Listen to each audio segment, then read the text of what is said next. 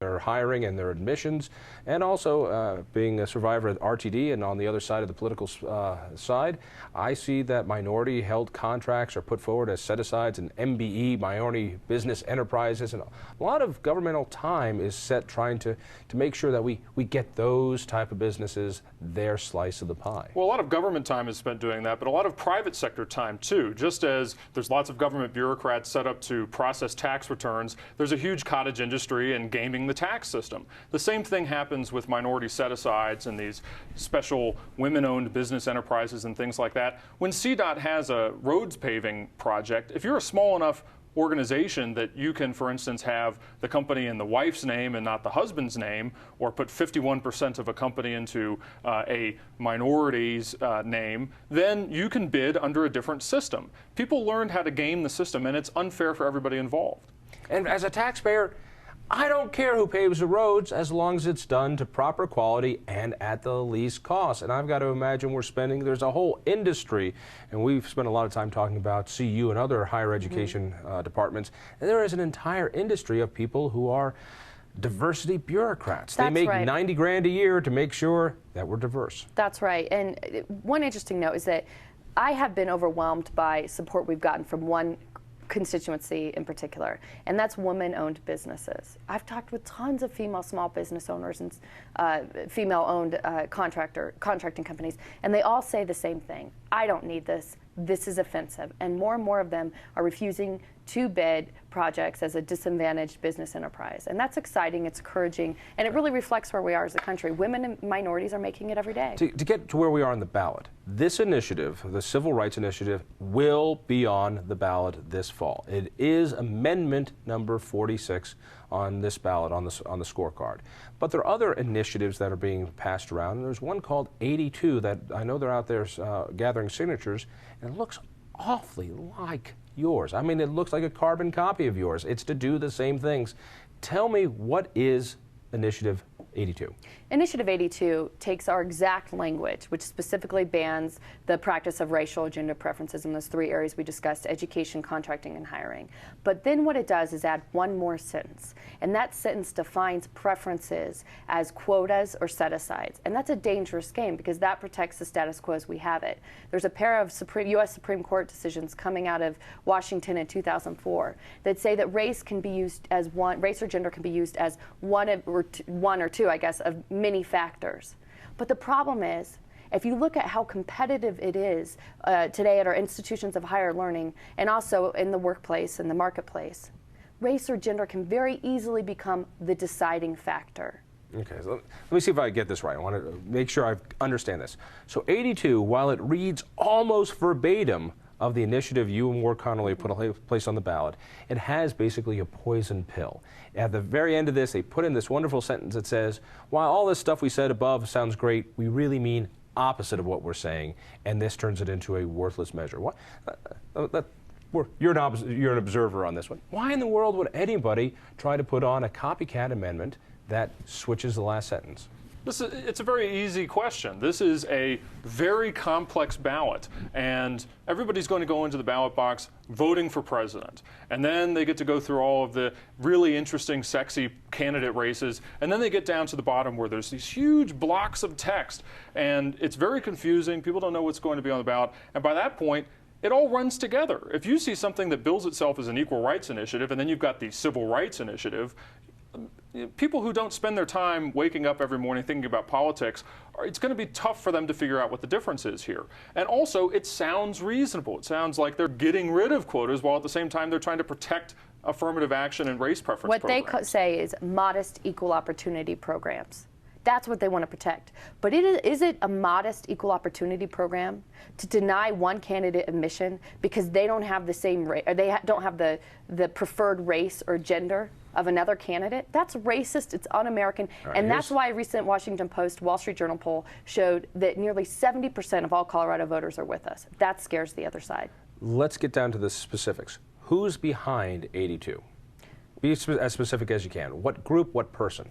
Well, it's hard to tell because we see these websites pop up that claim to represent broad coalitions being against us. And from what I can tell and the lack of contact we have, it looks like a handful of people well ingrained in the education establishment that are opposing us. One of those being Melissa Hart. She's a very articulate CU professor. We disagree on this issue, but we've had amicable conversations. There also appears to be a group called Colorado Unity that held a press conference earlier this year. And then there's a No on 46 campaign. But every attempt to contact that organization has resulted in no interest or no responses to our inquiries. So really, we don't know who's behind this, but from what we can see now, it's a small group of all those names entrenched liberals. You mentioned, we invited onto this program. That's right. So we'd like to find out if they're sincere in what they're trying to do on 82, or what seems plainly obvious, that this is a poison pill meant to clutter the ballot and confuse. All right, now let's bring it to Face the State. How would you describe facethestate.com? Facethestate.com is a center-right, libertarian-leaning investigative news website. We have reports where we go out and dig up issues like the one we're about to talk about here. We also provide news aggregation, a portal into the blog world. It's a place where you can come and learn what's going on in Colorado politics. It is, and what I like about what you do is you put a great news aggregator. So every day you can get a free email and says, here are the top stories from Colorado's newspapers around the state. I find that very useful. So thank you for that. And you can get that on facethestate.com. All right. So you saw this going on. What did you guys decide to do? We were contacted by a number of voters in downtown Denver. It just happens to be that's where they were. And they said, we were at the King Soopers at 9th and Corona this weekend and heard a petition signature gatherer telling us things about Amendment 46 that just didn't sound right. And that was the gut reaction that they had. So we wired up one of our investigative reporters. Wired one up. Is that a lot of coffee or microphone this time, and a little bit of caffeine for too. And we sent her over. Watch out. I got a microphone on me right now, so be careful what you say. That's right. Jesse Jackson learned that the hard way. But so we sent her over and just had her talk to the petition gatherer in question about the petitions that she had. And like we said, Amendment 46 is already on the ballot, so that's not the one she had. She had this competing initiative, the one that's aimed at trying to confuse voters, and she was trying to get her signature for it. And the signature gatherer, as Jessica said earlier, told her that among other things, it would apply to the private sector.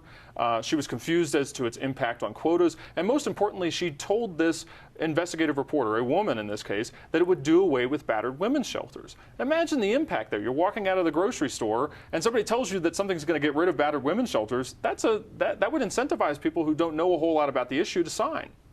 So you wired up a reporter, and what did the reporter over here as a paid petition gatherer was grabbing signatures for Initiative 82, which is the deceptive, let's confuse the ballot and make sure 46 fails. What did they say?